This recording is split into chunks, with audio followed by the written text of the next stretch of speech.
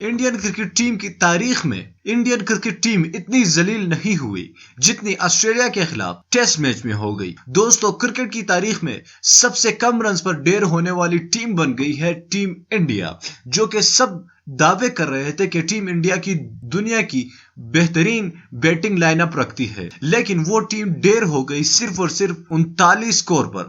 ساری کی ساری ٹیم ڈیر ہو گئی، وہ بھی ٹیسٹ میچ میں۔ دوستو، شاہد خان افریدی نے بھی انڈین ٹیم کی خوب کلاس لے لی اور انڈین ٹیم کا ایسا مذاق اڑا دیا کہ سب سن کر حیران رہ گئے اور سب ہنس ہنس کر پاگل ہو گئے۔ یقیناً انڈین شاہد خان افریدی پر کافی زیادہ برہم ہو گئے اور انڈین میڈیا پر شاہد خان افریدی کی خبریں چلنے لگی کہ شاہد خان افریدی ہماری ٹیم کی ضلالت کر رہا ہے۔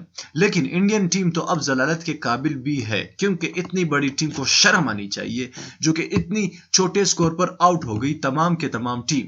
تاہم شاہد خان افریدی نے بھی خوب اس کی ٹیم کا مذاق اڑایا، انڈین ٹیم کا مذاق اڑایا، اور ساتھ میں مشورہ بھی دیا کہ بچے اگلی بار تھوڑا زیادہ محنت کر کے آنا، کیونکہ یہ ٹیم آسٹریلیا ہے، کوئی بنگلہ دیش یا افغانستان نہیں ہے۔ تو آسٹریلیا کے بولروں کو تعریف کے ان دونوں بولروں کی جتنی تعریف کی جائے اتنی کم ہے، کیونکہ ان دونوں بولروں نے ریکارڈ قائم کیا ہے فیف کومنس اور ہازل ہوڈ نے۔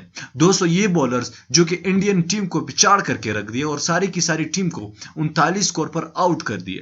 اس کے بعد انڈین میڈیا پر وراٹ کوہلی اور سب کھلاڑیوں کے چرچے ہو رہے تھے اور سب کھلاڑیوں کا مذاق بھی بنایا جا رہا تھا۔ تو دوستو، آپ کو کیا لگتا ہے کہ کیا انڈین ٹیم واقعی میں دنیا کی نمبر 1 ٹیم ہے یا نہیں آج کے میچ کے بعد؟ تو نیچے کامنٹ باکس میں لازمی بتائیے۔ اور کیا شاہد خان افریدی نے ان ٹیم کی خوب کلاس لی کیا نہیں؟ آپ بھی یہ بھی کمنٹ میں بتائیے۔ اس ویڈیو کو لازمی لائک کیجیے، چینل کو سبسکرائب کیجیے گا۔